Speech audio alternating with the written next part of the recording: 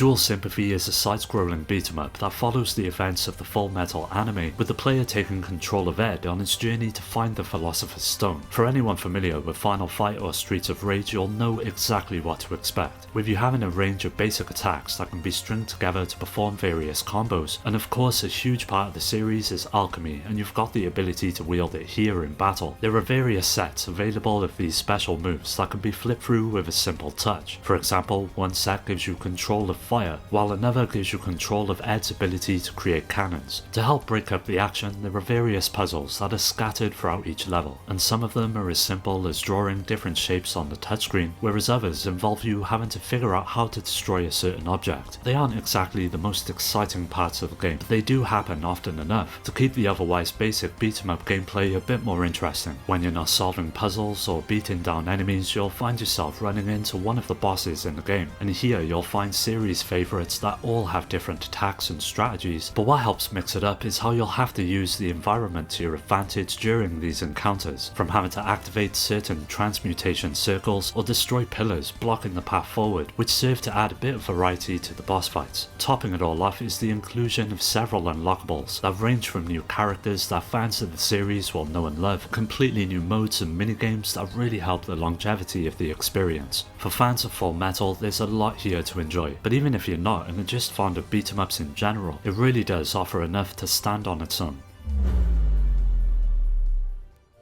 The DS was home to many RPGs, from the likes of Dragon Quest to Kingdom Hearts and Final Fantasy, but plenty of lesser known adventures were released for the system that sadly never got the same sort of attention. Dinosaur King is a great example of this, and is based on an anime of the same name that focuses on a team of scientists who've managed to develop the means to revive dinosaurs by changing fossils into cards, and when they're used with a device known as the Dino Shot, it's possible to summon them into battle. After a gang breaks in and steals most of the cards, it's up to you to find them all, with the main heroes Max, Rex and Zoe filling the ranks of your party. As you would guess, this sees you exploring a vast world filled with NPCs, towns and dungeons that help bring life to the events that play out. But like any RPG, the battle system is a huge aspect of a game's success, and with Dinosaur King it's easily one of the best assets. Each encounter is turn-based and all centers around a rock paper scissors approach that sees each dinosaur having 3 different moves that correspond with them. If your move beats your opponents, you inflict damage, and he is helpless and vice versa, but if it's a draw you both receive damage. While it may seem that building the system around such an unpredictable concept wouldn't be that enjoyable, before each attack your opponent will drop a hint as to which one they're going to use, with the hints becoming harder to discern the further you make it into the game. As with many other RPGs, your dinos will be leveling up as they fight that earns you new cards to equip, which range from powerful versions of your standard attacks or strong elemental damage against different dinosaurs. There's a great range of attacks to learn, and leveling up each of your teams soon becomes quite addictive. Overall, as far as RPGs go, Dinosaur King is for sure one of the best overlooked adventures that you're gonna find on a DS.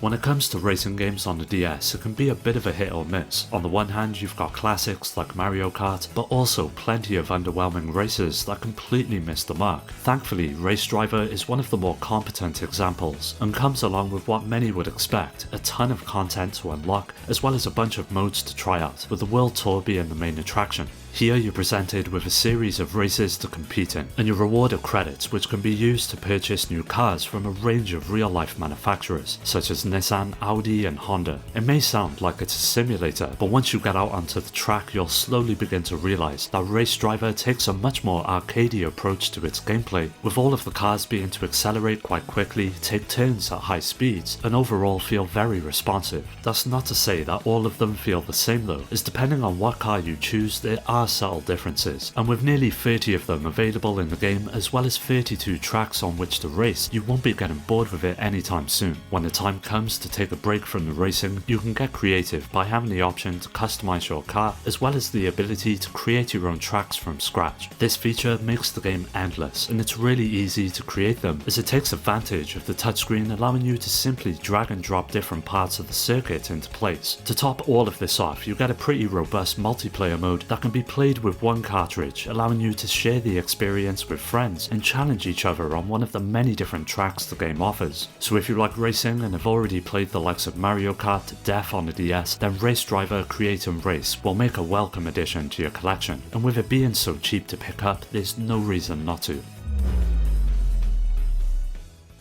There weren't many shooters that appeared on the DS, with only a handful of games releasing for the system, but after the success of the first entry, it was no surprise to see Shinen produce a sequel to Nanoray, which sees you once again dealing with the deadly nanovirus that is spread throughout the galaxy. To be fair, you'll likely pay no attention to the story as it's pretty bare bones, but at least it's there instead of just mindlessly shooting everything in sight. On the gameplay front, you'll be able to select from 3 different ships before each run, which naturally have their own attributes, with some being faster or more powerful. Each of them has got a basic shot as well as access to various special weapons such as lasers, homing missiles and bombs, as wave after wave of enemies come your way, with the intensity of their shots slowly building up as you advance through the 8 different levels. Now, apart from the special weapons, there are a few power-ups that can help you along the way. These come in the form of satellites, which will help you do some of the dirty work for you and constantly surround you and fire off shots as you advance. There's no other point in the game than where these become the most useful, and that's one of the many different boss encounters at the end of each stage. As you can imagine, each of them are meticulously designed both visually and mechanically, which forces you to carefully study their attack patterns and wait for the perfect moment to strike back. But be prepared for quite the challenge though, as Nanoray II is no cakewalk and requires a lot of patience as well as trial and error to get through.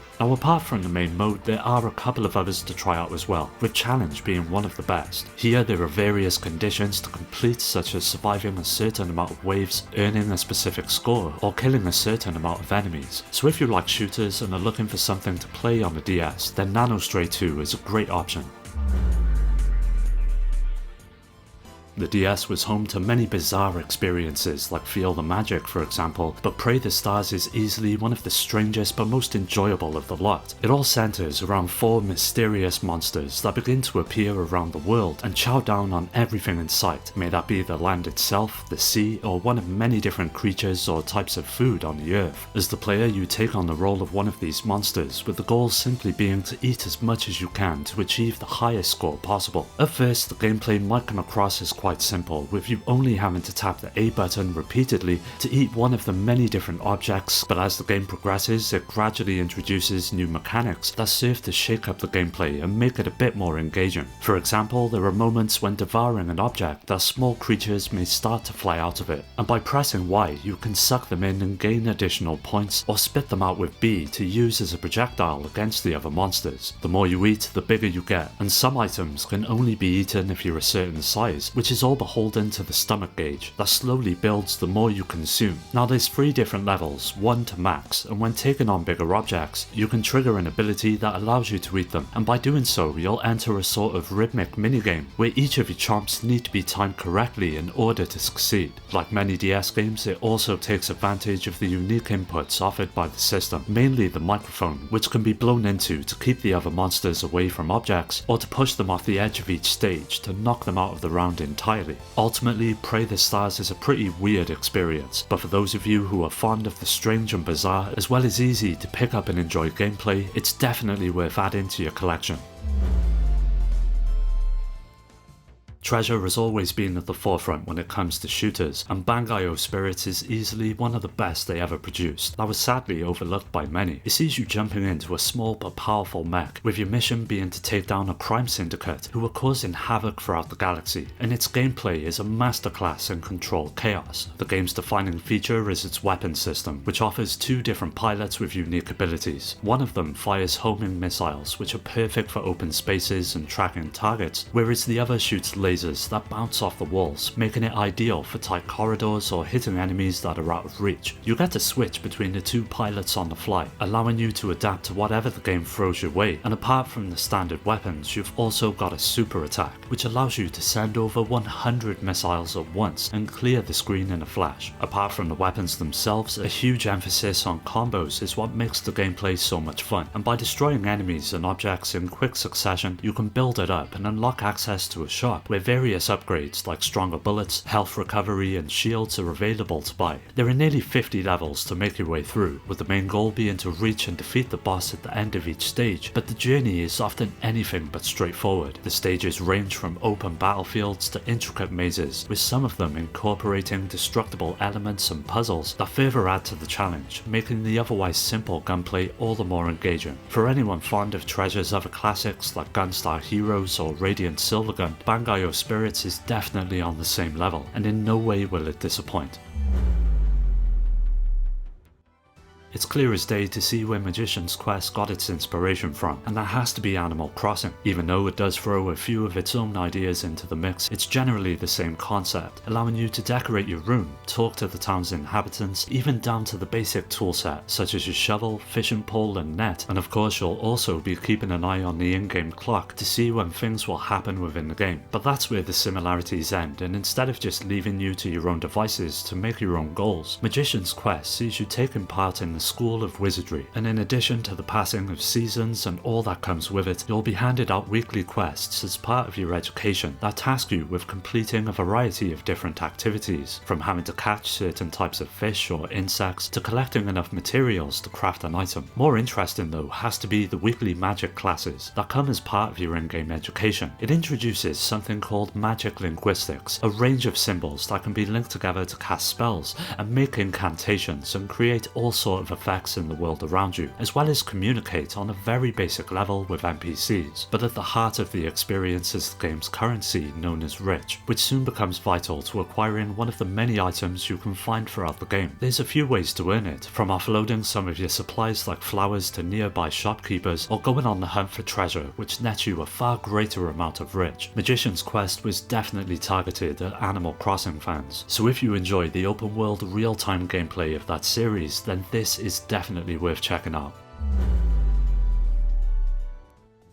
Even though the Pokemon series is mainly known for its mainline entries like Black and White on the DS, many spin-offs appeared on the system, with Conquest taking the usual formula and turning it into a tactical RPG that has all but been forgotten nowadays. Developed by Koei, the minds behind other tactical giants like Kessen, Conquest puts you into the role of a warlord, whose goal is to conquer the 17 different kingdoms throughout the land to fulfill a prophecy that's said to resurrect the ancient Pokemon that created the region. Over the course of several years, you'll encounter many different warlords who don't believe you're up to the task and will try to take the glory for themselves by challenging you in battle. The action all takes place on a grid, a lot like Final Fantasy Tactics, where you've got free reign over 6 Pokemon on the field. Each of the Pokemon has a set amount of range or number of steps that it can move during each turn, and to damage your opponent you'll need to be in the range of one of the enemies to make a move on them, with some of your Pokemon also being able to attack from afar and others only being able to get up close and personal. As with similar types of games, the terrain also plays a role in how each of these battles play out. From snow to ice, lava, sand and water, it's a pretty extensive list and comes along with a few benefits such as water type Pokemon being able to heal themselves in water and only certain types of Pokemon being able to walk across them as well, which adds a strategic edge to each fight. Pokemon Conquest was a bit of a risky move, and although it never quite reached the same amount of popularity as the main titles in the series, it provided a solid foundation for the franchise to thrive as a tactical RPG that has unfortunately all but been buried and forgotten by Nintendo ever since. Here's hoping that one day it gets to make a comeback.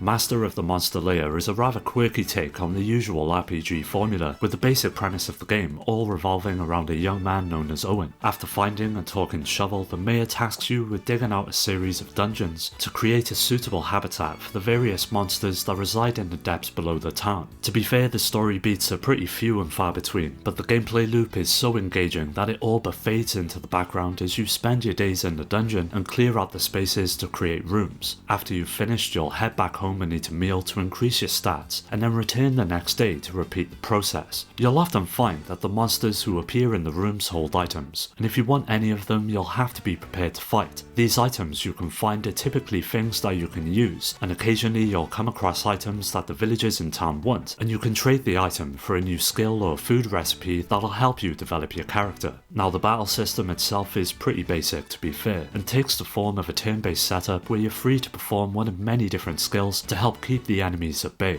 As you proceed throughout the game, you'll eventually start to unlock new moves, and after you've attracted enough new monsters to the town, a fierce boss will appear to fight you. These encounters tend to be quite rough if you try to take them on straight away, so it's a good idea to make sure you're up for the challenge and to boost your attack skills before tackling them. When it comes down to it, Master of the Monster Lair is a pretty decent RPG. It's not quite as deep or compelling as some of the other RPGs on the system, but it does offer some pretty fun gameplay, and for those that it clicks with, it'll likely keep you hooked for quite a while.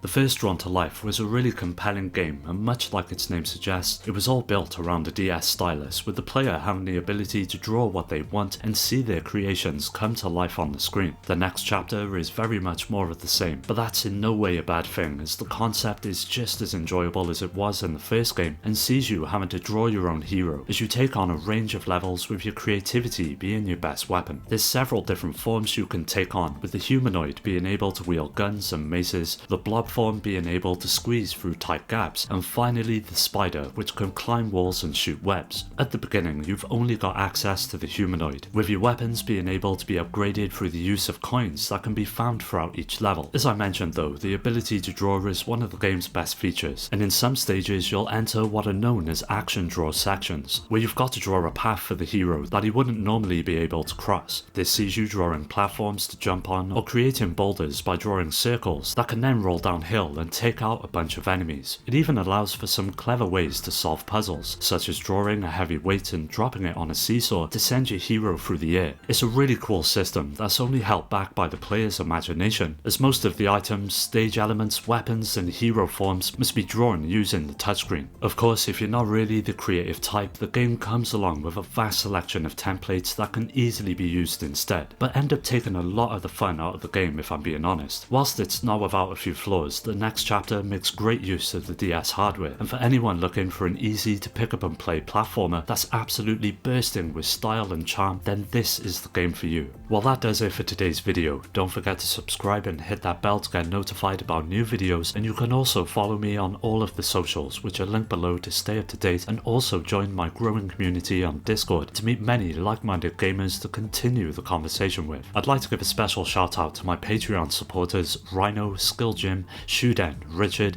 Amy, Daniel, Ophium Mind, Dio, Omar, Strider, Pierre, Carl, Awesome Jacket Dude, Maximus, Scott, Alfred, Terry, Ryan, Alex, GameCube Galaxy, Curse Salaryman, Fake and Paddy J for their continued support that helps make these videos possible. If you're interested in joining my Discord or supporting the channel through Patreon, you'll find all of these links down below. As always, thanks for taking the time to check the video out. I'll catch you next time.